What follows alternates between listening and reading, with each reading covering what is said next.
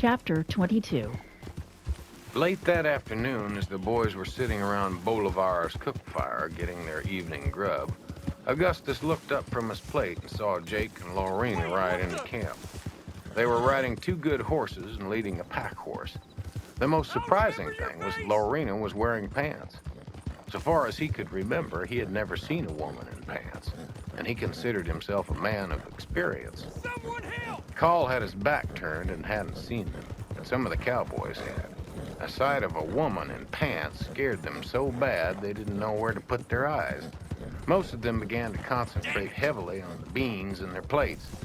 Dish Bogat turned white as a sheet, got up without a word to anybody, and got his night horse and started out for the herd, which was strung out up the valley. It was Dish's departure that got Call's attention. He looked around and saw the couple coming. "We got you to thank for this," he said to Gus. "I admit I was inspired," Augustus said.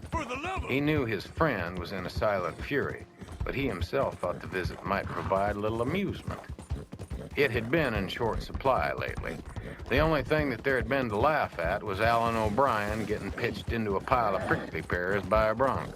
When he emerged, he even had thorns in his beard. But that was a normal hazard, the horses being unreliable, and the prickly pear abundant. A woman in pants was far more unusual.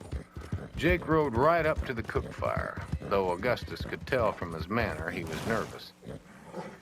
"Howdy, boys," he said. "Mind if we make a meal?" "Course not. You're as welcome around here as money, Jake," Augustus You're dumb as said. hell. "You and Laurie, too." Call watched the proceedings silently, unable to decide who he was more aggravated at, Gus or Jake. Surely the latter knew better than to bring a woman into a cow camp. It was difficult enough to keep men peaceful, even if they didn't have a woman to argue about.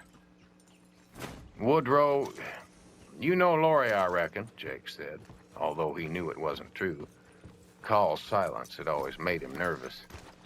"We've not met," Call said, touching his hat but not looking at the woman.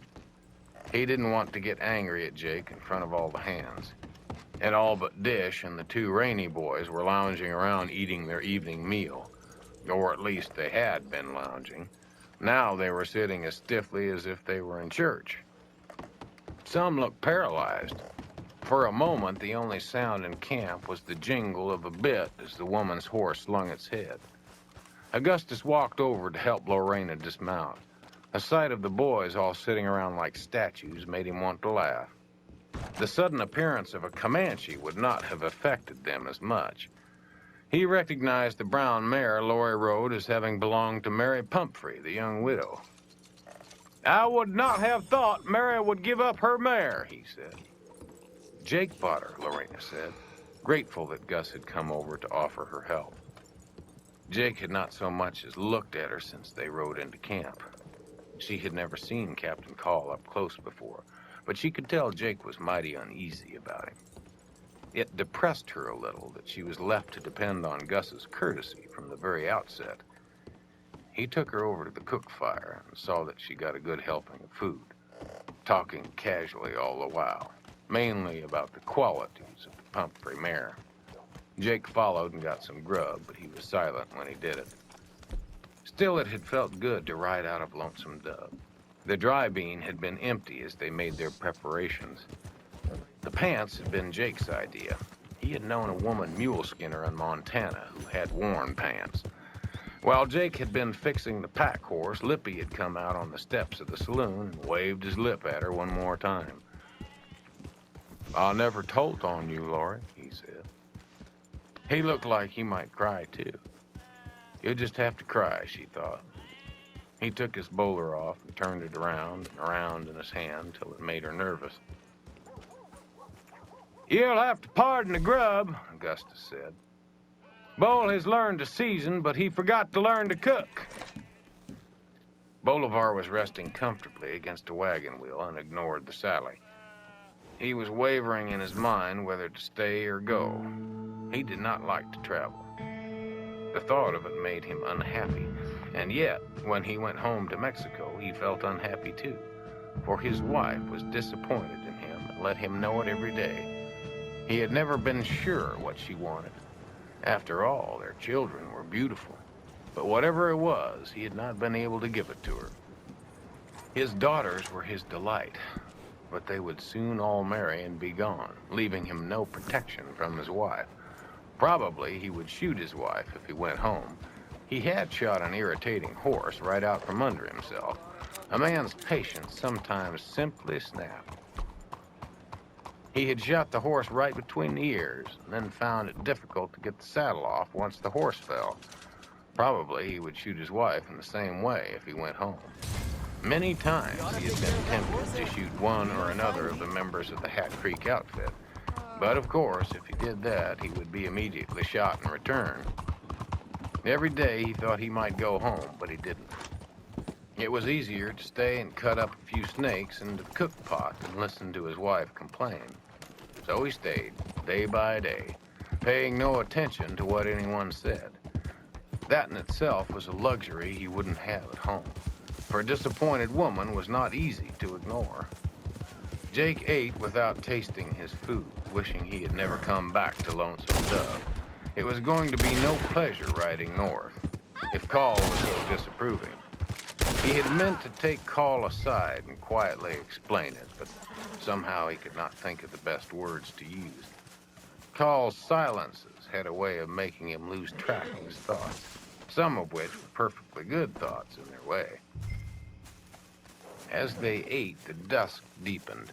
Sean O'Brien on the far side of the herd began to sing his night song, an Irish melody whose words did not carry across the long plain where the cattle stood. But in the still of the night, the sound carried. Somehow it made Newt want to cry. He was sitting stiffly only a few feet from Lorena. He had been looking at her closely for the first time, hardly daring to, and yet feeling that he was safe because of the dusk. She was more beautiful than he had imagined, but she did not look happy. It gave him a painful feeling to see her unhappiness, and the song made it worse. His eyes filled up. It was no wonder Sean cried so much, Newt thought. His songs made you want to cry even when you couldn't hear the words. "This is a lucky herd," Augustus said. "And how is that?" Jake asked, a little testy. In some moods, he could tolerate Gus's talk, but at other times, the very sound of Gus's voice made him want to take out a gun and shoot the man. It was a loud voice. The sound of it made it hard to think, when it wasn't easy to think anyway. But the most aggravating aspect to it was that Gus always sounded cheerful, as if there was no trouble in the world that could catch him. At times when life seemed all trouble, the sight of Gus, untouched by all that went on around him, was difficult to bear. "Why, it's the only herd on the trail that's got two Irish baritones to sing to it," Augustus said. "He sings too sad," Needle Nelson said, for the sound of Sean's voice affected him as it had Newt. It brought to mind his mother, who had died when he was 8, and also a little sister he had been fond of, who had succumbed to a fever when only 4. "It's the Irish nature," Augustus said. "No, it's just Sean," Alan O'Brien said. "He's just a crybaby." Call came walking over. He felt he had to know what Jake meant to do. "Well, Jake, you made your plans?" he asked, being as formal as possible.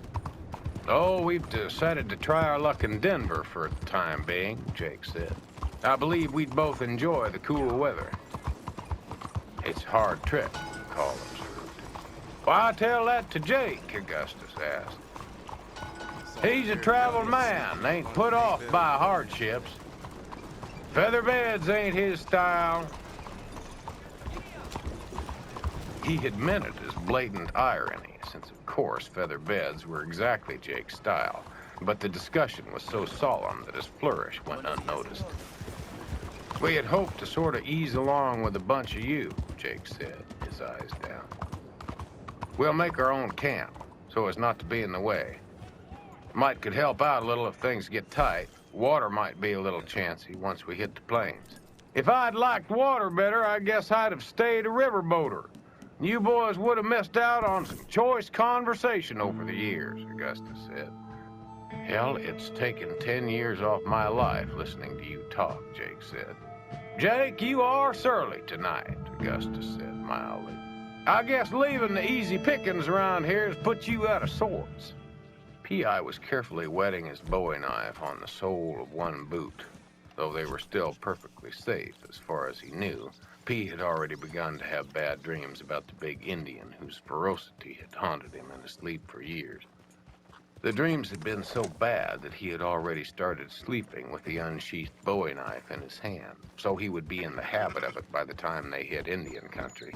This precaution caused certain problems for the young hands, whose duty it was to wake him for his shift at night herding.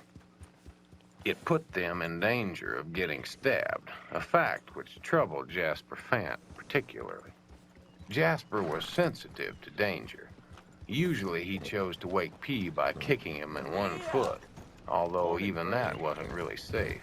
P was tall, and who knew when he might snap up and make a lunge. Jasper had concluded that the best way would be to pelt him with small rocks, although such caution would only earn him the scorn of the rest of the hands. I wouldn't have wanted to miss hearing you talk, Gus, P said. Though he could not offhand remember a single thing Gus had ever said over the years. But he could remember night after night, drowsing off to the sound of Gus's voice. But I'm ready to start, if we got to start, Augustus said. We got enough cattle now to stock 5 ranches. Call knew that was true, but he found it difficult to resist running over to Mexico every few nights to add more cattle. They were easy to get without Pedro Flores to contend with. It does seem a pity you're so independent, Jake, Augustus said. If you come in with us, you could be a cattle baron yet. Nope, I'd rather be poor than chew the dust, Jake said, standing up. Lori stood up, too. She felt her silence coming back. It was men watching her while trying to pretend they weren't watching her that brought it on. Few of them were bold enough just to look straight at her. They had to be sneaky about it. Being among them in the camp was worse than the saloon, where at least she had a room. In the camp, there was nothing she could do but sit and listen to the talk passerby. I guess we'll try to find a ridge to camp on, Jake said. It would be nice to be upwind from these smelly beasts. Good God, Jake, if you're that finicky, you ought to have been a barber, Augustus said. Then you could smell hair oil and toilet water all day and never be offended. He walked over and helped Lorena mount. The brown mare was restless, kept slinging her head.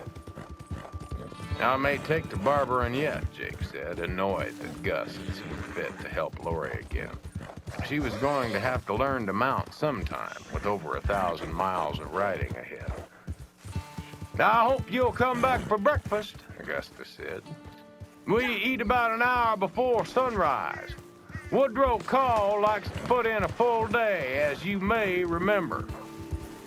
For that matter, we intend to have our breakfast sent out by the hotel, Jake said sarcastically, spurring his horse. Call watched them go, annoyed. Augustus noticed and chuckled. Even you can't stop inconvenient things from happening, Call, he said. Jake can only be controlled up to a point. And Laura's a woman. She can't be controlled at all. Call didn't want to argue about it. He picked up his Henry and walked out of the circle of firelight, meaning to have a few minutes to himself. Passing behind the wagon, he bumped into Newt, who had evidently been holding his water while a woman was in camp and had just slipped off to relieve himself. Sorry, Captain, he said. You ought to go get Dick. I don't know why he rode off. It ain't his shift. I guess we'll start tomorrow. We can't take all the cattle in Mexico. He stood silently a moment. The mood to walk had left him. Newt was surprised. The captain never shared his decisions with him, and yet it seemed that the decision to leave had just been made, right there behind the wagon. Captain, he asked, how far is it up north? It was something he couldn't stop wondering about, and since the captain hadn't walked away, questions just popped out. He immediately felt silly for asking. I guess it's a mighty far piece up north, he said, as it relieved the captain's need to answer. It struck Call that they should have educated the boy a little better.